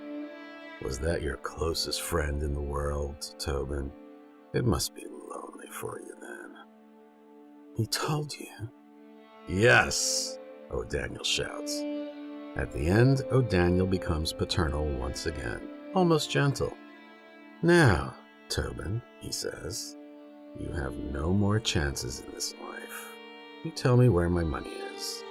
Do you think you can take 2 men in your condition?" No answer from Tobin. In the minutes they have spent here, it has somehow become dusk. "This is not your time, Tobin," O'Daniel says sadly. "This is not your time." Through his fog of mourning and rage, Tobin senses this to be true. Seconds go by. This time, unlike Isling, he is not the last to draw his pistol and fire. The first shot from his stolen Colt tears into O'Daniel's ribs, and he convulses backwards, his fashionable cape flapping in the wind, his Winchester flying. He was almost fast enough, but not quite, jerking his shot wide and left into the distant foundation of the schoolhouse. His horse shrieks and breaks for the forest and safety. It seems as though Speece, in his shock, will not draw at all. It could be over. He gapes at Tobin, afraid, retreating a step, backing clumsily into his horse, which stands loyally behind him. Wanting only to save his life, Speece reaches down in the brief lull, after seeing his partner die, to pull his gun free and toss it harmlessly into the snow. But seeing the misinterpretation in Tobin's ghastly face, Speece tries to correct himself, pulling the trigger instead of casting it away. Far, far too late. Tobin fires. His last bullet penetrates Speece's chest, rips through it, continues directly into the horse's throat. Speece falls silently, but the horse goes down with a terrible cry. In the same second, Tobin feels himself pushed hard by an invisible hand. He trips and collapses in the snow, his face to the clouds, the scar on his cheek stinging more than the bullet wound in his shoulder. He is content to gaze at the clouds for now. No need to get up anymore. The left side of his body is filled with an amazing warmth which little by little spreads to his chest, his stomach, his legs. The white powder builds a foundation around him with infinitely tiny grains. He moves his head a bit, not too much, to look around him. One glassy eye looks back at him, the eye of a majestic brown horse lying prone, dying, blood bubbling like foul water onto the snow. The eye does not blink or focus. Tobin meets the horse's eye, and they join. Dusk into night. Time passes for Tobin in long, blurred paragraphs. For what he thinks are only minutes, he looks at the clouds transcending their shapes, and is then surprised to see another inch of snow has collected on his boots. The boots eventually disappear. He looks at the horse sometimes, yes, and at O'Daniel and Speece, but more often at the horse. Nightfall hears the end of the great wind, the settling of the forest under 7 inches of snow, and still the beating of two different hearts. Their refusal to stop is not some kind of unfortunate rivalry. It seems actually as if they are beating sympathetically, the one keeping the other alive, and vice versa. How long does this go on? No one will ever be able to say, or whether there came a final meeting of the eyes and a silent agreement to vow together, now is the end. No one will ever realize how similar these two hearts finally became. Though one was animal and the other human, how in their brief and entirely mute relationship, that delineation became as meaningless as all the buried duelists that have passed away before them. From the Diary of Roscoe Avery, June 4, 1904. Throughout my life, they called me the quiet one. Roscoe said little, and so often nothing at all. As a grown man, I thought that silence would help me to observe and adapt and gain trust. Sometimes it helped me, and sometimes it was only foolish and sad. Even now, instead of speaking the rest of the story, because there is no one left to tell it, I want to write it down instead. It has taken me many nights to create these simple sentences, because I so badly want them to have the voice of education. It has been many years since I trudged to the schoolhouse through the snow to find Tobin the way he was. I suspected before I got there that O'Daniel had found him first, since no matter how hard I had tried, I could not convince him that Tobin had simply fled south. O'Daniel was smarter than I. Yet despite his fearsome reputation, his name, like so many others, never survived those years. The names of Pierre-Auguste Renoir and Jesse James did, and so did Tobin's in a way. I began walking at the end of the storm, and I reached the house sooner than I had expected. I even went inside, up the stairs. Nothing I saw there told me much. Everything I and history needed to know was out in the clearing, where Tobin lay dead in the snow. There had been no famous French artist on that train. Some boy it was, a kid of 19, a baggage loader for the railway who had gone to the schoolhouse to play a bit of fun, to see what it would feel like to pass himself off as a greater man than himself. No one ever heard from him again. Nor had some infamous gunslinger ever spent lonely days at that remote house.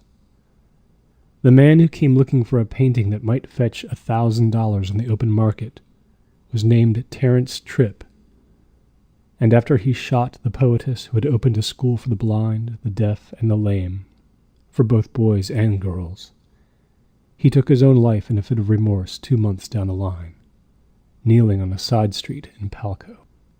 Tobin once asked me why I rode with him. I know now that it was just a fading vision of glory, sealed inside the heart of a lonely 40-year-old man. A man who lived with his sister and nephew on a farm in a wide, untroubled land. A man who had been fooled by hearing much of an adventure and the eternal struggle of heroes, who thought that greatness might lie in store for him if he followed the right man. I never got what I wanted. All I know of work and responsibility, I learned from my father. All I know of courage, I learned from Tobin. and I have learned enough. If there are unseen bonds that hold men to this earth, keep us from soaring as high as we might dream, then so be it. I recognize them and let them hold me. I was never meant to make any sort of mark, and it seems more and more likely that when I pass on, there will only be 2 people at my grave. It's all right. I am at least safe and perhaps loved. At the schoolhouse, I stood and looked down at Tobin for almost an hour before the wind urged me home again. Some time later, the law arrived. I was well gone by then. Tobin Millane was remembered far and wide as a murderer so cold-hearted and vicious he would shoot his enemy's horse during a gunfight. Those words were sealed forever on his headstone by an anonymous errand boy like Shank DuRoy, until I found them one summer evening on a hillside and took them away. I kept the 2 crossed sticks on which that was written, though. I am ashamed to say that I use them as memory. Every day it becomes more and more difficult to remember Tobin the way I want to. The Tobin whose face was lean and unscarred, who turned to me just before he tried to steal a tobacconist's deposit one freezing night in Kansas, and said, "A man's actions sometimes can't follow his hopes, Rospo. Don't think of us as thieves. We are men separated from our way." I wish he had died knowing I was his ally, that I would never have turned on him, not for a million dreams.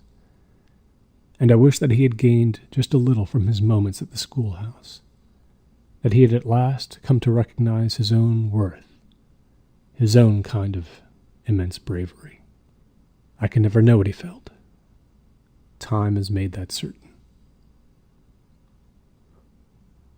But even beyond Rospo's words, there are my own, the teller of this tale, whose omniscience can see what time is buried forever. That all-seeing power, that gift, can see the end of a gunslinger's life from afar and witness the truth. It sees a day when a grieving, still silent mourner leaves his companion's body behind for good, but also a fleeting moment soon after when the gunslinger's lifeless arm falls slowly away from his side to rest in the snow. The movement of the arm gradually exposes what he held within it, a piece of paper mounted on wood, something he'd crawled wounded through the snow to recover, something he wanted with him to give him comfort. It is a sketch of a bird in flight, and holding it at the end was enough, for in his simple and strangely contented mind, he had come to imagine it was the most beautiful thing he'd ever known.